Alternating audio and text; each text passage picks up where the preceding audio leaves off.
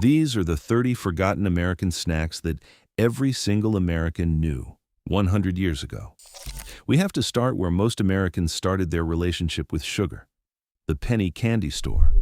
You'd walk in with a single coin and walk out with a small paper bag of something that felt like treasure. One of the first things you'd grab was Whorehound candy, a hard, dark amber drop with a flavor somewhere between mint and root beer and something almost medicinal. Because it literally was medicinal. Whorehound had been used for centuries as a throat remedy, and somewhere along the way, Americans decided it tasted good enough to eat for fun.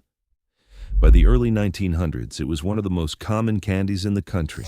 Today, almost nobody under 50 has tasted it, but then there was Blackjack chewing gum, jet black, licorice flavored, and somehow one of the most popular gums in America for decades. Adams introduced it in 1884, making it one of the oldest branded chewing gums in U.S. history. It wasn't subtle. It stained your tongue, filled your mouth with anise, and announced itself to everyone around you. Kids loved it anyway. Right next to it at the counter were candy buttons, those tiny pastel dots pressed onto long strips of white paper. You'd peel them off with your teeth, and half the time you'd end up eating paper with them. Nobody cared. The flavor was secondary. The ritual was the point. They've technically never disappeared, but ask anyone under 30 if they have had one and watch them stare at you blankly. Then came Necco wafers, chalky, passion fruit-sized discs in a rolled paper sleeve, flavors that tasted like what someone described fruit as rather than actual fruit. But here's what most people don't know. Union soldiers carried Necco wafers during the Civil War because they didn't melt and lasted for months. They were essentially America's first portable snack. And rounding out the penny candy era was Sen-Sen, a tiny black licorice-flavored breath freshener that came in a little folded paper packet. Adults used it to cover the smell of alcohol during Prohibition. Kids ate it because it felt grown up and slightly dangerous, one of the most American things to ever exist. If you thought the penny candy store was something, wait until you hear what happened when Americans discovered the soda fountain. Because this is where snacking became a social event. The soda fountain was the original third place. Before coffee shops, before fast food, there was the drugstore counter with a spinning stool and a man in a paper hat behind the bar. And the first thing you need to understand is the egg cream. No eggs, no cream. Just chocolate syrup, milk, and carbonated water, mixed in a very specific way that created a frothy, silky drink unlike anything else on earth. It was born in the Jewish immigrant communities of New York City in the early 1900s. It never spread nationally the way it should have, but in Brooklyn, ordering an egg cream incorrectly could start an argument. Then there was the phosphate soda, a few drops of flavored syrup, cherry, lemon, vanilla, mixed with carbonated water and a splash of phosphoric acid. That acid gave it a sharp, slightly tart finish that no modern soda has ever replicated. They were everywhere from the 1880s through the 1940s. Then, the pre-bottled soda industry took over and the phosphate soda quietly vanished. But the soda fountain wasn't just drinks. It was also the home of Tutti Frutti ice cream, a mix of candied fruits folded into vanilla ice cream that sounds simple, but was once considered extravagant. The first commercial version was sold at a train station in 1884 by an ice cream vendor who didn't have enough of any single flavor. So he mixed everything together. Americans loved it immediately. Standing at the edge of the soda fountain counter, you might also find a Charlotte Russe, a small cardboard cup filled with whipped cream or Bavarian custard, topped with a cherry, built around a single ladyfinger biscuit. Street vendors sold them for a nickel in New York and Philadelphia. You'd eat it by pushing the cardboard bottom upward as you worked your way down. It was engineered for elegance on a budget. And then the soda fountain offered you something to take home, the Hermit Cookie, a thick spiced molasses cookie packed with raisins and sometimes nuts, named because it kept well in isolation, stored away from everything else. New England home cooks baked them by the tin.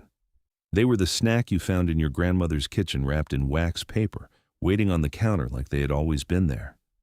Here's something most people don't realize about snacking 100 years ago. A lot of it wasn't sweet. In fact, some of the most beloved snacks in early America were built around one thing: the cracker. And the king of them all was hardtack, a simple square biscuit made of just flour, water, and salt, baked until it was nearly indestructible. Civil War soldiers called it tooth dullers and sheet iron crackers. But before packaged food existed, hardtack was survival food that doubled as a snack. Sailors carried it on ships for months at a time because it genuinely would not go bad. A piece of hardtack baked in the 1860s was found still intact in the 20th century. Related but slightly more civilized was pilot bread, also called pilot crackers, a thicker, slightly softer version of hardtack that became a staple in coastal communities across New England and Alaska. In Alaska, pilot bread is still sold today and still eaten the same way it was a century ago, topped with peanut butter, canned salmon, or whatever you had on hand. The rest of America forgot about it entirely. Then there were plain soda crackers with cheese. Not the sophisticated charcuterie spread of today. We're talking a basic wooden box of crackers from the general store, paired with a thick slab of sharp cheddar cut right off the wheel. That was it. That was the snack, and it was deeply satisfying in a way that felt almost ritualistic. Saltine soup crackers took this a step further, not as a side to soup, as the snack itself, crushed into a bowl with butter and warm water poured over the top. Poor families ate it, but so did middle-class families who just liked it. There was no shame in it. There was comfort in it. And then there's graham crackers, but not the ones we know. The original graham cracker was invented in 1829 by Sylvester Graham, a Presbyterian minister who believed bland food would suppress sinful urges. They were unsweetened, coarse, and eaten as a health food. The sweet, honey-flavored version we use for s'mores today is almost the exact opposite of what Graham intended. He would have been horrified. Now, here is where American snacking gets deeply personal. Because before there were factories and brands and distribution networks, there was the home kitchen. And what came out of those kitchens was something no corporation has ever been able to fully replicate, starting with vinegar candy. A hard candy made by boiling sugar with vinegar until it reached the hard crack stage, then pulling it like taffy. It sounds wrong. It tasted sharp and sweet in a way that was genuinely addictive. Farmhouse kitchens across the South and Midwest made it throughout the late 1800s and into the early 1900s. Then, sugar became cheaper, flavoring became more sophisticated, and vinegar candy quietly retired. But before that happened, there was molasses taffy. Taffy pulls were a social event. You'd invite neighbors over, cook the molasses down, and then pull the taffy together in pairs, two people stretching it back and forth until it turned light and chewy. It wasn't just a snack. It was an excuse to spend an evening with people you liked. The snack was almost secondary to the ritual. Then came popcorn balls, popcorn coated in hot molasses or sugar syrup, shaped into balls while still warm and left to cool and harden. They were a Halloween staple before candy bars took over, homemade, handed out by neighbors, completely trusted. The era before individually wrapped candy changed Halloween and took popcorn balls with it. Stranger still was scripture cake, a recipe where every single ingredient was identified by a Bible verse instead of a name. 4.5 cups of 1 Kings, chapter 4, verse 22, meant flour. 2 cups of Judges, chapter 5, verse 25, meant butter. It was a recipe designed to make you read the Bible while baking. Church communities passed the recipe card for generations. Almost no one alive today has made one. And then there were dried apple rings. Apples peeled, cored, sliced into rings and hung on string near the fireplace or laid out on the roof to dry in the sun. No added sugar, no preservation chemicals, just concentrated apple flavor that was chewy, slightly tart, and intensely satisfying. Families made them every fall and snacked on them all winter. It was preservationist snacking, and it worked perfectly.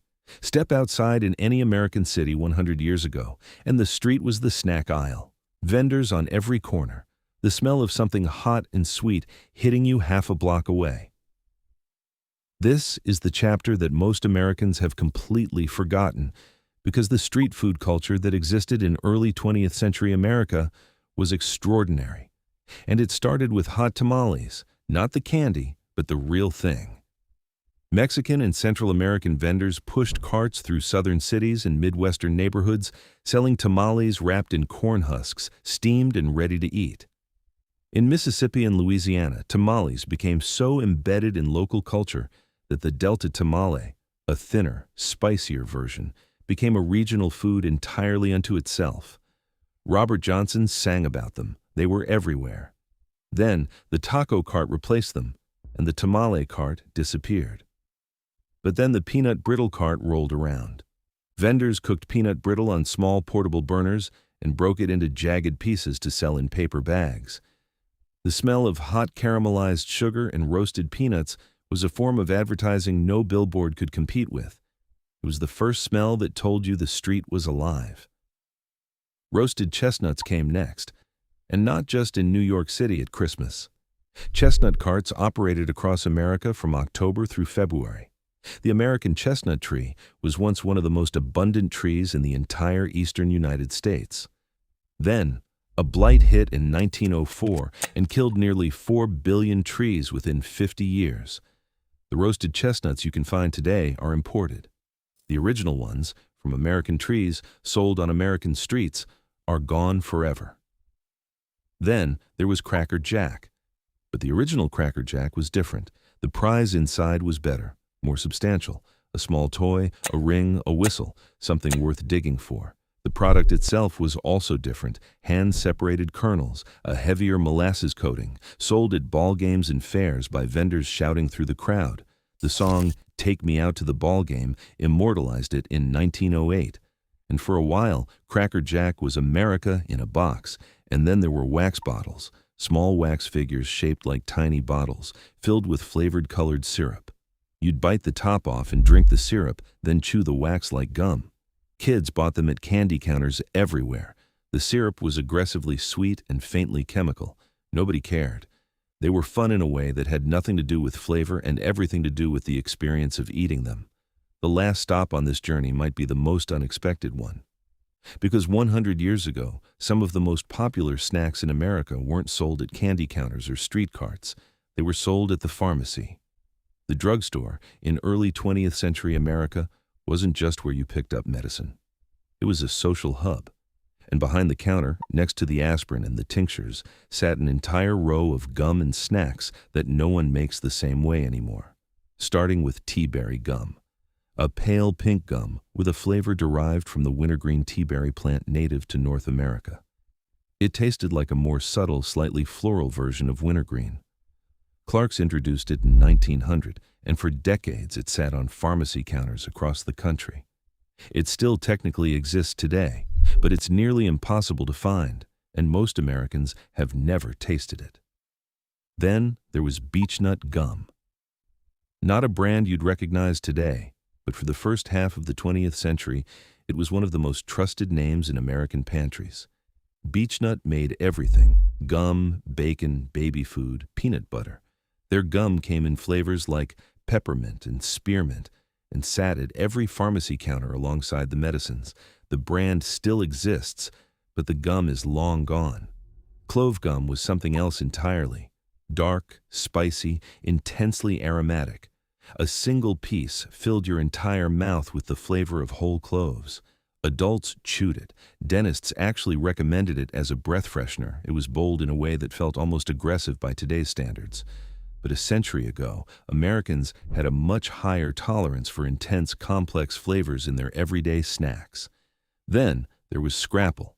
Specifically, thin-sliced pan-fried Scrapple, eaten cold as a snack or cut into small pieces and eaten standing up in the kitchen before dinner.